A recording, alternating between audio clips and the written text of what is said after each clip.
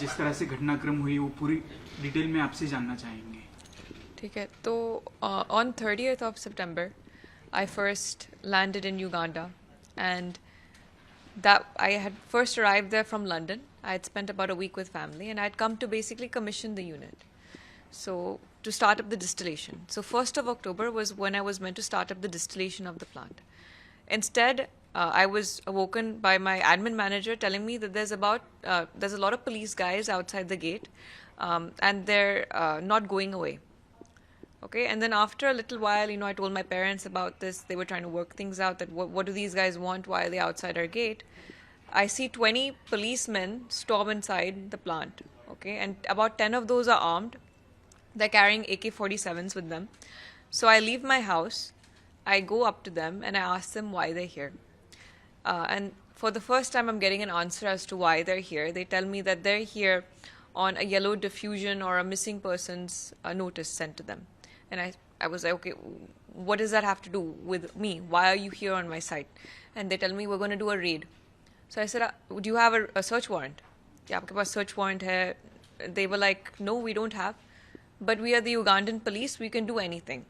You are not in Europe anymore. You are now in Uganda.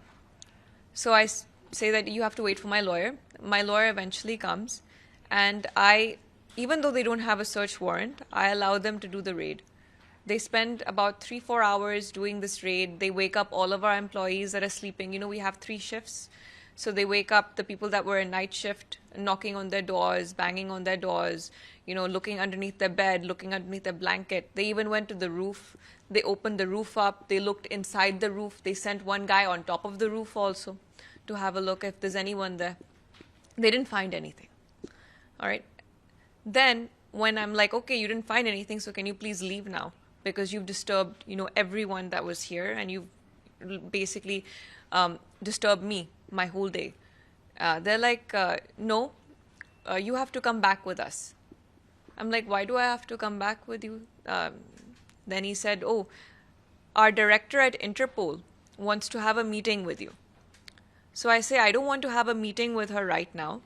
I can have one tomorrow, or I can have one, later on. I even say that my father can come down instead to meet her. You don't need me, to meet her. Then he says, no, it has to be you, and it has to be right now. So I say, I'm not going with you right now. I've not showered. I've not eaten anything. I've not used the toilet.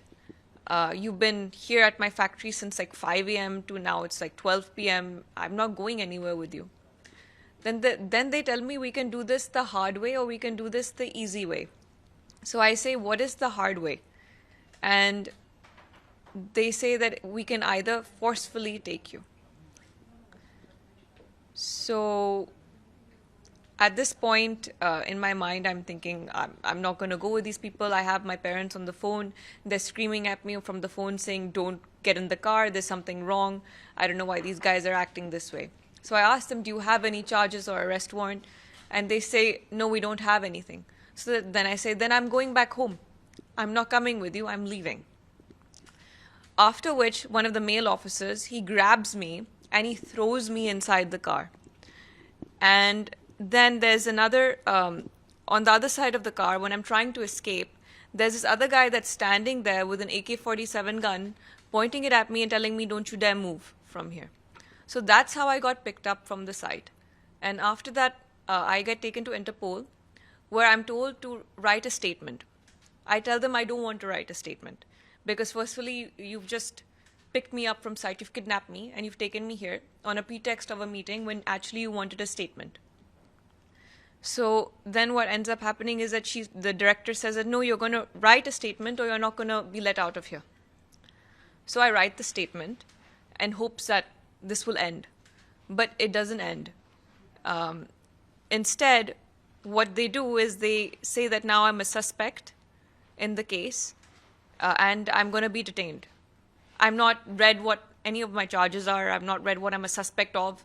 They just say that you are a suspect, you're going to be detained.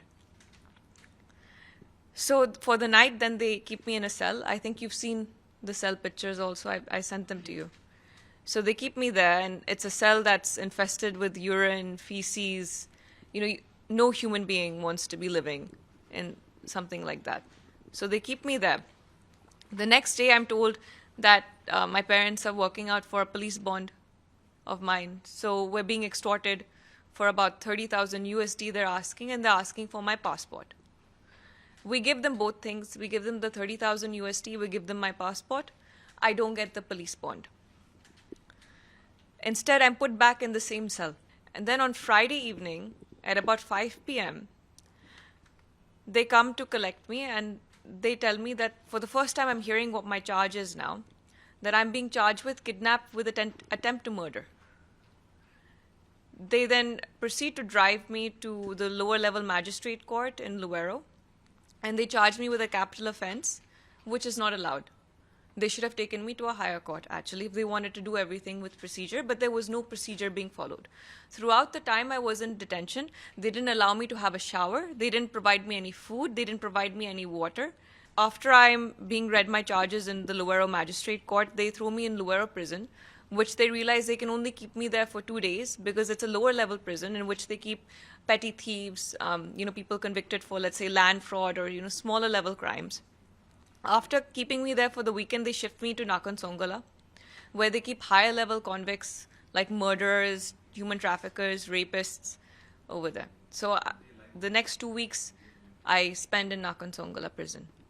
And that is basically, after that I got bail on 21st. So, he was an employee of my father. He came with my parents once to visit the site. And I know that there was a dispute happening in between them because of some jewelry that he had taken, and there was a huge loan as well that this guy had. And after that, I believe, my family dismissed him of his position, and basically he was being told to repay back the loan. We have bounce checks as well from him, which my father put in, and this was done in the month of August. So after that is when his family and his son started getting really active and started jumping up and down, saying my father's been murdered, my father's been kidnapped, etc., when all of this came to light. And before we had a chance to even explain ourselves, they had already blown this story so out of proportion that everyone really thought that we had murdered him when he was well and alive.